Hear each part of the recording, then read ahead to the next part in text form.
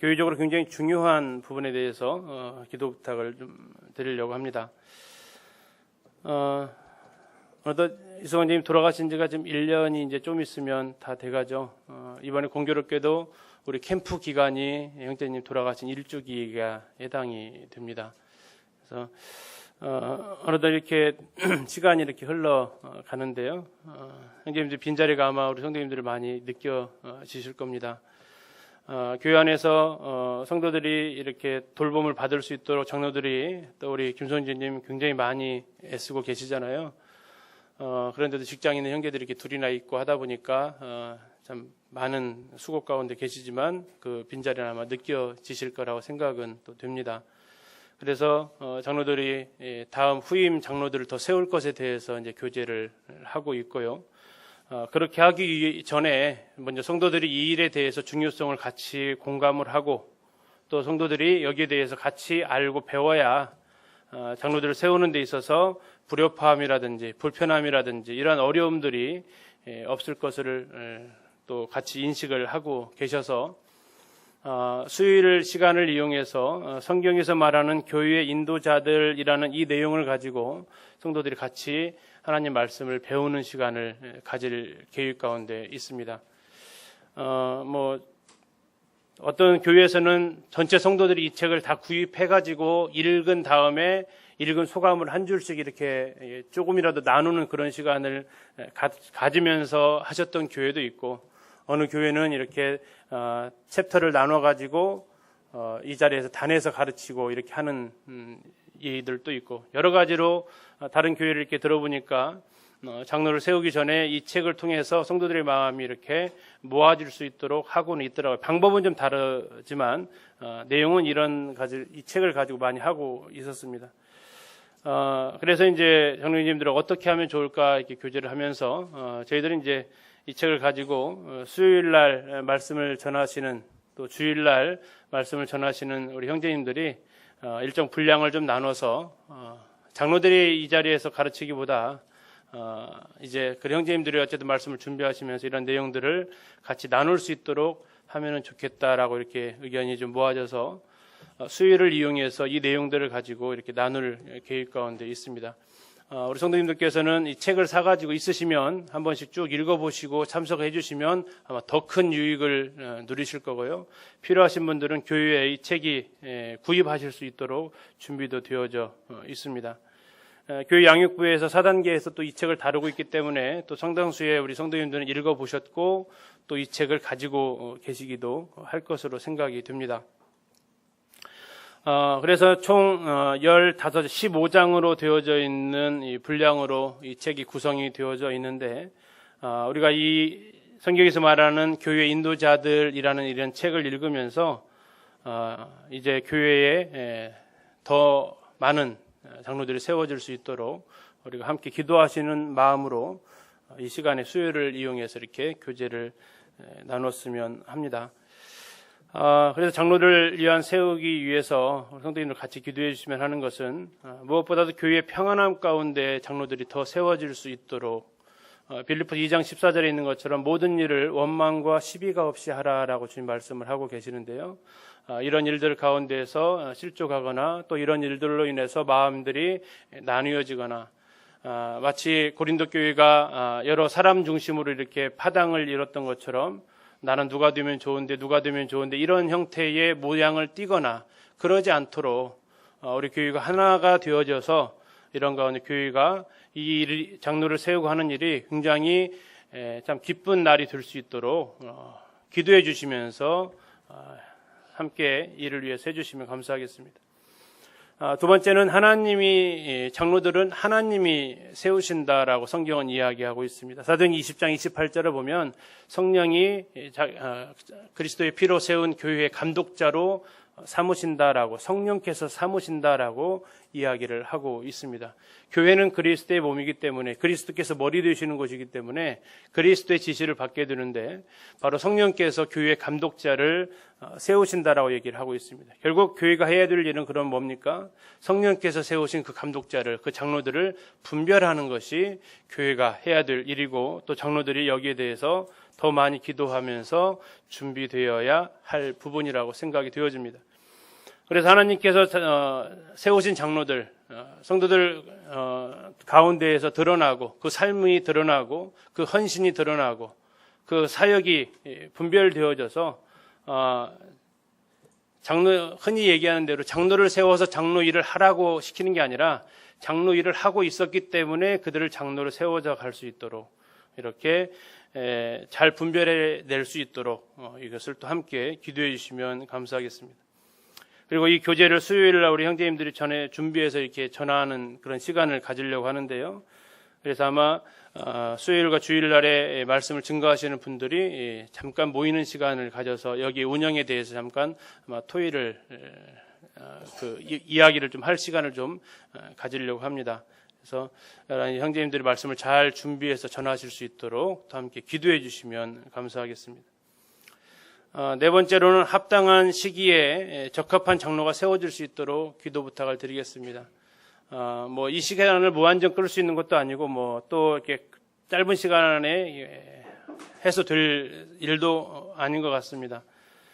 일단 형제님들 얘기는 내년 초 정도 생각도 하고, 그러나 이것도 뭐 못 박을 수 있는 상황이 아니고요.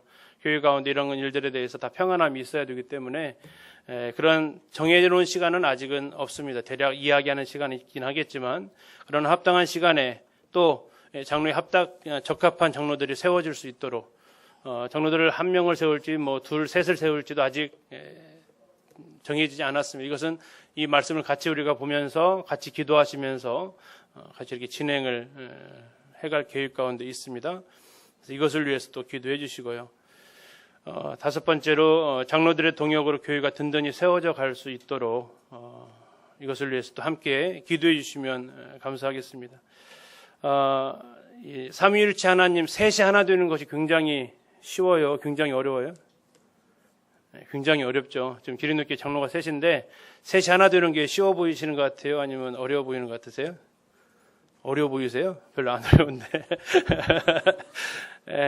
근데 만약에 여기 장로가 더 세워지면 어떻게 될까요? 그만큼 더 많은 시간과 더 많이 기도하고 더 많이 인내하고 더 많이 교제하는 시간들이 소요가 아마 될 겁니다. 그래서 이런 일들을 통해서 단순히 그냥 사람 수 늘려놓는 게 아니라 정말 하나 되어져서 일해 갈 수 있도록 성도님들이 이렇게 기도로 해주시기를 부탁을 드리겠습니다. 우리 성도님들 생각하시기에 기린노교회가 약 아이들까지 하면 약 한 300명 좀 넘습니다. 그러면 장로가 몇 명 필요하실 것 같으세요? 몇 명 정도의 300명이 휴중이다 그러면 300명이 성도다 그러면 장로는 몇 명 정도가 적합하실 것 같으세요? 6명이요? 네. 다른 데는 어떻게 하는가 좀 봤더니요. 그 감리교에서 감독 세우는 기준이 있더라고요. 거기는 30명당 1명이래요. 30명당 1명. 감리교 기준이면 우리 교회에 10명의 정도의 사람이 있어야겠죠. 다음에 영국에 있는 우리 모임, 영국에 있는 브래드린에 가서 이렇게 보셨대요. 어떤 형제님이. 지금 그 형제님 선교가 계시는데, 그 형제님 영국에 가서, 거기 가서 이렇게 장로들을 봤대요. 거기는 몇 명당 1명일까요? 거기는 10명당 1명을 세운대요. 물론 거기 성도가 이렇게 뭐 많고 있지는 않지만 한 50여 명 정도 된다고 하시더라고요. 그렇게 되면 10명당 1명이면 우리는 30명을 세워야 되는 거겠죠. 기린노교회 상황은 어떠신 것 같으신가요? 이것을 위해서도 함께 기도해 주시면 좋겠습니다. 그나마 기린노교회는 우리 소그룹에서 수고하시는 우리 형제 자매님들 20명이 이렇게 계세요. 20분의 성도님들, 리더들, 또 브리더까지 하면 30명 넘는 분들이 성도들의 삶을 돌아보고 신방하고 같이 기도해주고 하시는 분들이 계시기 때문에 장로들 셋이서 미약하나마 이런 일들을 지금까지 해올 수 있지 않았나 싶습니다. 저희들이 다 신방 갈 수도 없는 일들, 다 챙길 수 있는 영역들이 한계가 있는데, 뭐 물리적, 육체적으로도 한계가 있고 시간적으로도 한계가 있고 여러 가지로 한계가 있고 부딪힐 수밖에 없습니다. 몸을 입고 있기 때문에. 그러나 소그룹에서 이런 일들, 또 교회학교에서도 계속해서 우리 교사들이 이런 아이들 신방하는 이런 일들을 계속해서 해주고 계셔서 제가 어쨌든 주님 은혜로 여러 교회를 돌아다니고 있는데요. 기린노교회 같이 신방 많이 받는 성도들이 별로 없어요. 이건 뭐 거의 이게 장로들한테 받는 거 말고요. 성도들끼리 서로 무난하는 거. 저희 교회만큼 많이 하는 교회가 없어요. 특히 우리 교회학교 아이들 학생들의 입장에서는 정말 분에 넘치게 많이 받고 있어요. 가서 이렇게 교회학교 강의를 하면 1년에 한 번도 안 하는 교회들이 의외로 많아요. 근데 여기 저희 교회를 보면은 아주 그냥 일상이 되다시피, 그래서 별로 교사들이 오는 게 대해서 별로 감동도 안 하는 듯한, 막 그 배가 불러 있는, 그런 상황. 근데 이게 일반적이지 않은 상황이거든요. 우리 교사들이 이렇게 신방하고 올라오는 이런 글들을 보면, 정말 그 가슴 뭉클뭉클할 때가 많이 있는데, 저희 교회도 소그룹에서 수고하시는 많은 그 형제 자매님들이 계셔서, 저희들이 섬기지 못하는 영역들을 이렇게 돕고 계셔서, 또한 감사를 드립니다. 당시 말씀 한 구절 좀 보고 마치겠습니다. 요한복음 10장을 가서 잠깐 보시겠습니다.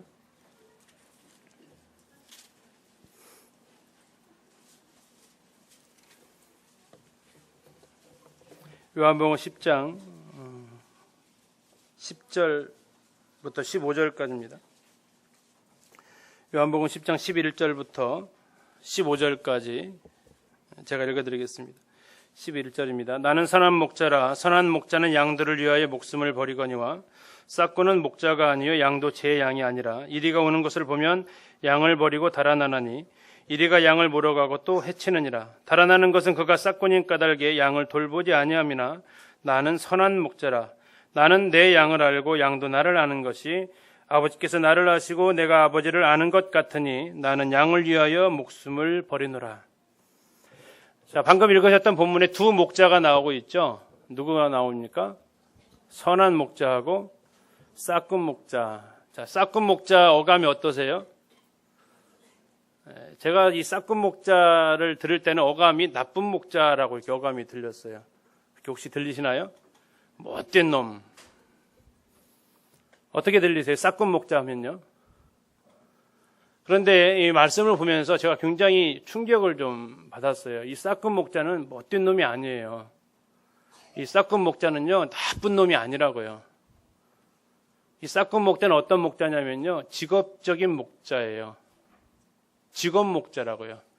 다시 말하면 양을 돌보는 데 있어서 뭘 받는 겁니까? 월급 받는 거예요. 양을 돌보는 대가로 뭘 취한다고요? 거기에 자기의 필요한 생활비를 얻어내는 사람이 싹군 목자예요. 그를 나무랄 사람이 별로 없더라고요. 여기 계시는 분들 전부 다 싹군 아닌가요? 직장에서. 사업하시는 분들 빼놓고는 전부 다 뭐죠? 저도 싹군이거든요. 그냥 어감이 별로 안 좋죠. 싹군 하니까. 그죠? 근데 죄의 싹은 사망이라고, 이 싹이라는 것 자체가 대가예요, 대가. 여기 계신 분들 대부분 직장에서 월급 받고 일하시잖아요. 그러면 그 순간 내가 뭐가 되는 거예요? 싹군이 된다고요, 싹군. 근데 선한 목자하고 싹군 목자의 그 차이는 뭘까요? 선한 목자와 싹군 목자의 차이는요, 일상생활하는 데 있어서는 차이가 별로 없어요. 선한 목자도 양을 풀을 뜯기고 물을 먹이는 게 선한 목자가 하는 일이고요. 싹군 목자는 뭐 할까요, 그럼요? 놀을까요? 아니요. 싹군 목자도 양을 풀을 먹이고 물을 먹이는 게 이 싹군 목자가 하는 일이에요. 만약에 그가 그 일을 안 하면요, 그 주인이 어떻게 할까요? 그 일을 하게 안 하죠. 그 일을 뺏어버리죠. 그래서 평상시에 그 삶은 싹군 목자가 됐든 선한 목자가 됐든 별반 다를 게 없어요. 그래서 어떤 사람이 보면은 저게 싹군 목자인지 선한 목자인지 구분이 안 갈 때가 있다고요. 그런데 그것이 확연하게 구분이 되어질 때가 나타나는데 그때가 언제일까요? 그래서 양이 위험에 처해 있을 때 그렇습니다. 양이 위험에 처해 있을 때는 싹군인지 아니면 주인인지가 극명하게 갈리는 거예요. 자, 싹군 목자들은 월급쟁이, 돈을 받는 목자들은, 이스라엘의 팔레스타인의 목자들은 양을 데리고 이렇게 집 안에서 왔다 갔다 하는 게 아니라 풀이 있으면 한 달이고 두 달이고 나갔다 데려와야 돼요. 자, 그렇게 하기 때문에 이 이스라엘에서 이 목자들에게서는 양에 대한 손실률을 계산합니다. 자, 10마리를 해서 보내면 2마리까지는 주인이 책임을 안 물어요.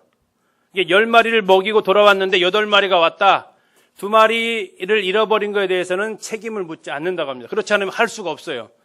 왜냐하면 한 달 이상 밖에 나갔다 돌아오기 때문에 이 양이 아플 수도 있고 때로 이렇게 낭떠를 구를 수도 있고 죽을 수도 있기 때문에 약 20% 정도는 거기에 대해서 책임을 묻지 않는데, 만약에 30%, 40% 이렇게 양이 피해를 끼쳤다 그러면 거기에 대해서 책임 배상을 해야 되는 거죠. 자, 그런 것에 책임 배상을 해야 되기 때문에 싹금 목자를 할지라도 양들을 최대한 안전하게 모으고 그들을 잘 돌아보고 먹게 해주고 하는 일에 열심을 낸다라는 거예요. 왜? 만약에 그것을 못하게 되면 양들을 다시 데리고 주인에게 돌려줬을 때 뭘 못 받습니까? 품삯을 못 받는 거죠. 근데 문제가 뭐냐면 20% 안에서는 자기의 재량권이 있다는 얘기예요. 자, 그런데 양들이 위험에 처해 있는데 그 양이 20% 내에 있는 양이라면 어떻게 할까요? 맹수에 의해서 공격을 받고 있을 때, 위험에 노출되어졌을 때 이 싹금 목자의 선택은 어떤 선택을 합니까?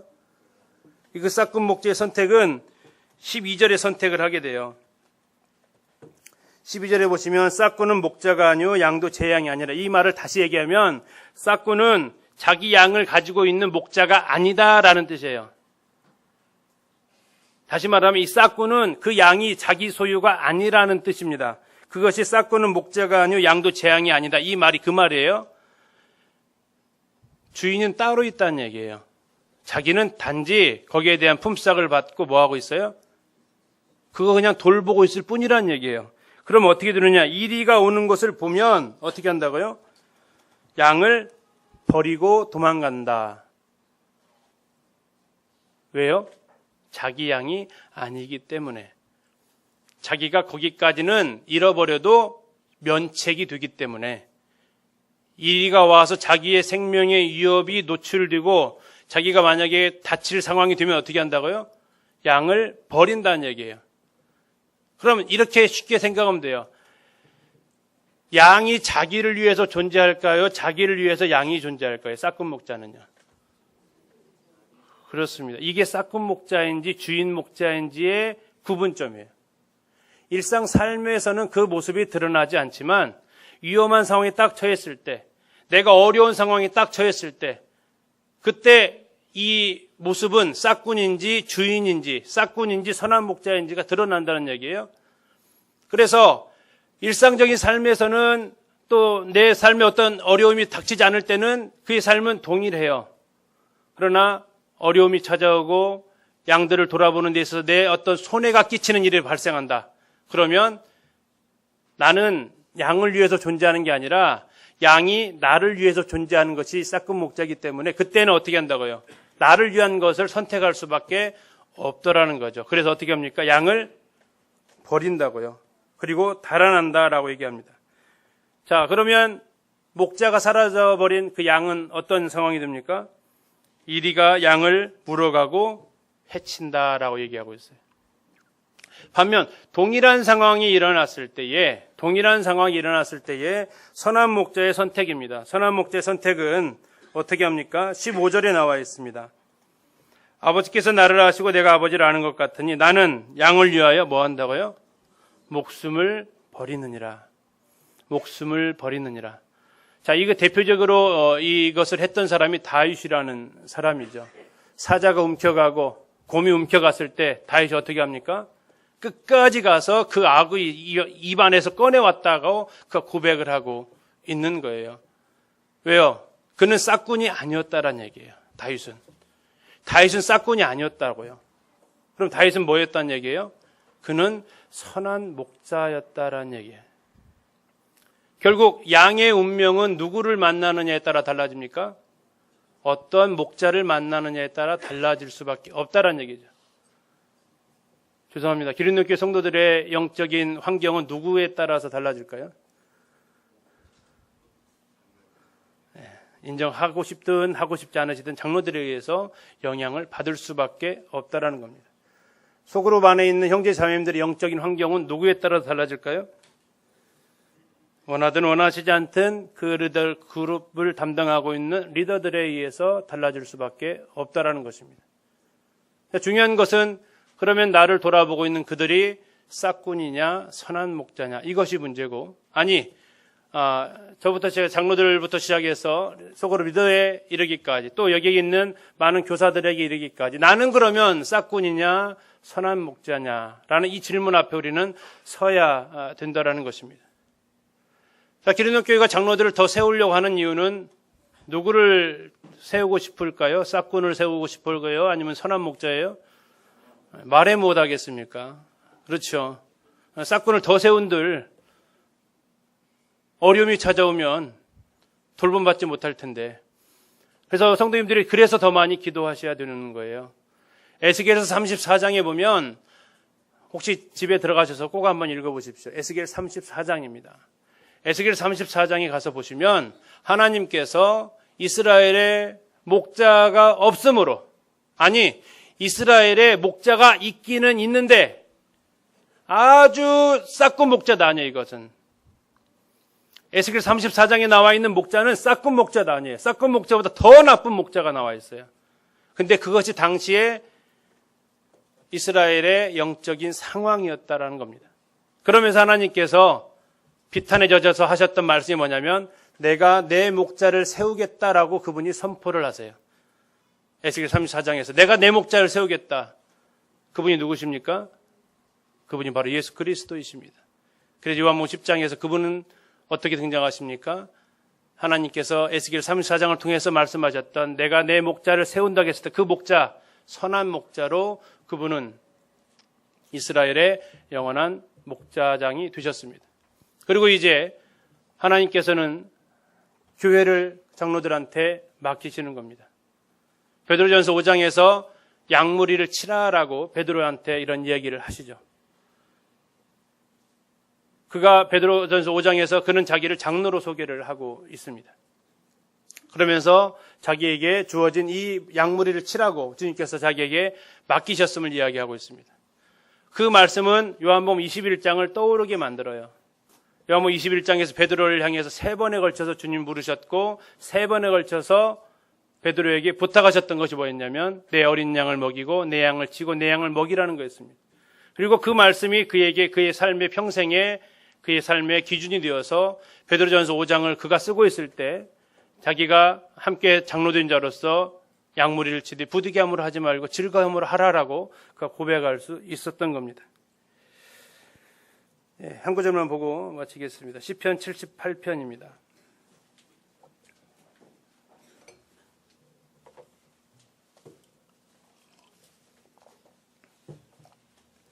시편 78편 70절부터 72절까지 보시겠습니다. 또 그의 종 다윗을 택하시되 양의 우리에서 취하시며 전양을 지키는 중에서 그들을 이끌어내사 그의 백성인 야곱 그의 소유인 이스라엘을 기르게 하셨더니 72절 같이 읽겠습니다. 시작.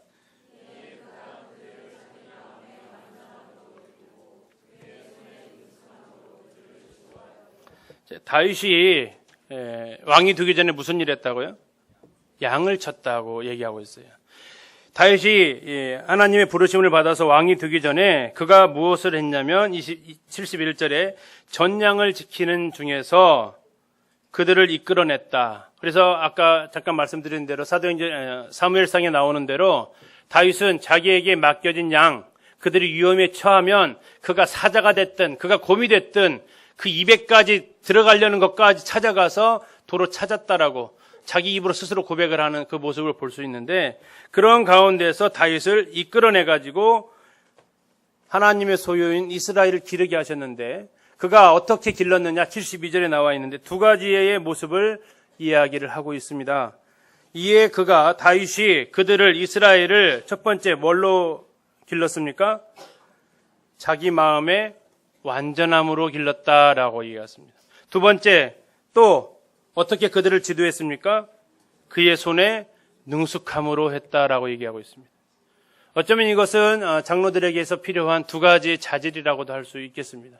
하나는 그의 마음의 완전함이 그들에게 세워져야 될 장로들에게 있어야 되고, 또 하나는 그의 손의 능숙함이 그들에게 있어야 된다고 이 시편을 통해서 우리가 살펴볼 수 있겠습니다.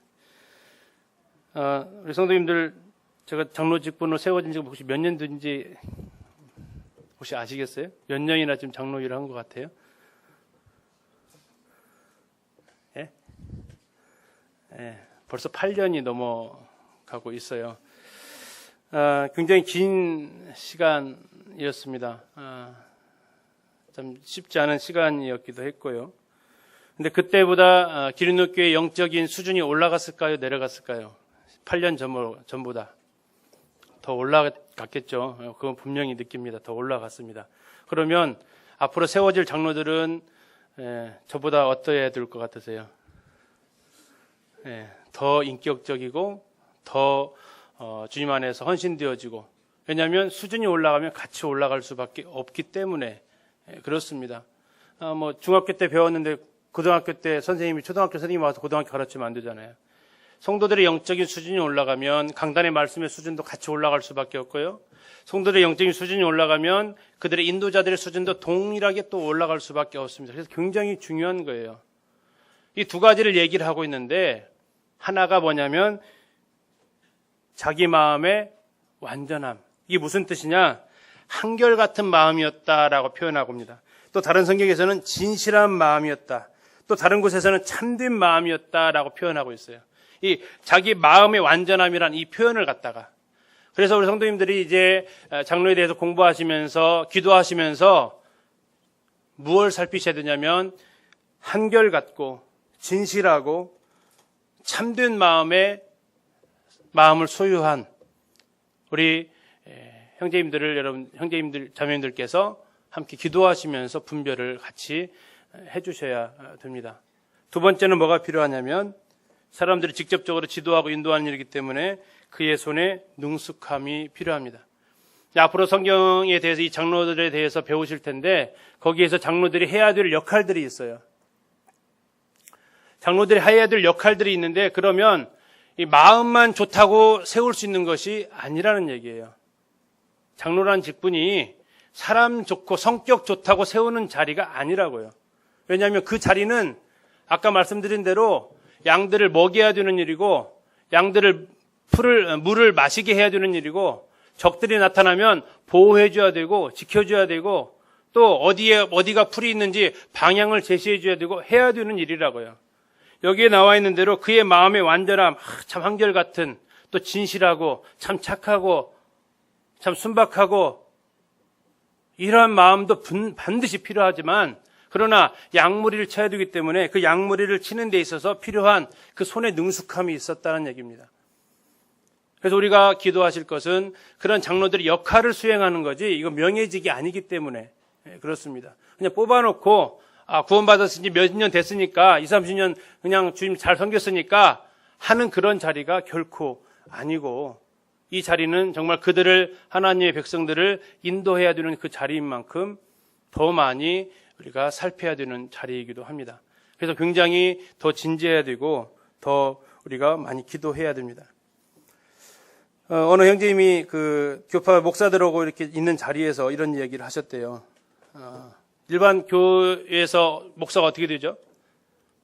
신학대학 나오고 신학대학원 나와서 그 단계가 있죠. 그렇게 해서 이제 뭐 된대요. 뭐 이제 조그마한 교회 가면 바로 이제 시작할 수도 있고, 그렇게 해도 자기들이 굉장히 자부심을 가지고 이렇게 얘기를 하더래요. 그래서 그 형제님한테 물었답니다. 우리 그 다니시는 교회에서는 어떻게 이렇게 목자를, 이렇게 장로들을 이렇게 세웁니까? 했더니, 우리는요 최소한 한 20년은 삶을 지켜봐요, 직접. 이게 뭐 나가는 게 아니라 삶을 20년 동안 같은 교회 성도들이 계속 지켜보다가 그렇게 해가지고 세웁니다 하니까, 이쪽 그걸 물어봤던 분이 어떻게 대답했을 것 같으세요? 아이, 우리보다 쉽네 했을까요? 아니면 어떻게 얘기했을 것 같으세요?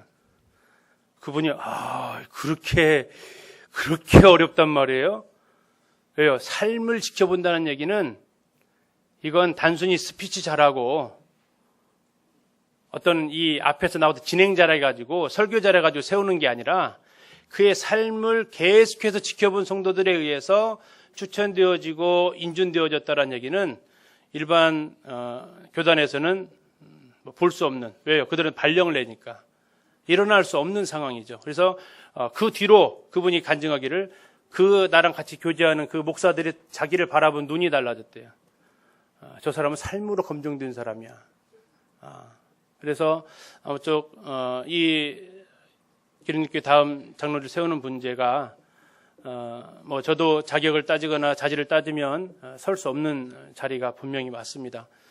그러나 어쨌든 교회 안에서 이것은 굉장히 중요한 일이고 중요한 부분입니다. 이건 다른 그 어떤 것과 비교할 수 없을 정도로 중요합니다. 스가랴에서 있는 대로 목자를 치면 양떼는 어떻게 된다고요? 흩어질 수밖에 없다라고 얘기하고 있습니다. 그래서 그만큼 중요한 문제이기 때문에 우리 성도님들이 함께 기도해 주시고 또 그런 공부하는 데 있어서 또 함께 살펴봐 주시고 또 이제 교회가 이런 일들에 참 평안한 가운데 진행이 될 수 있도록 이렇게 마음을 모아 주시면 감사하겠습니다. 감사합니다.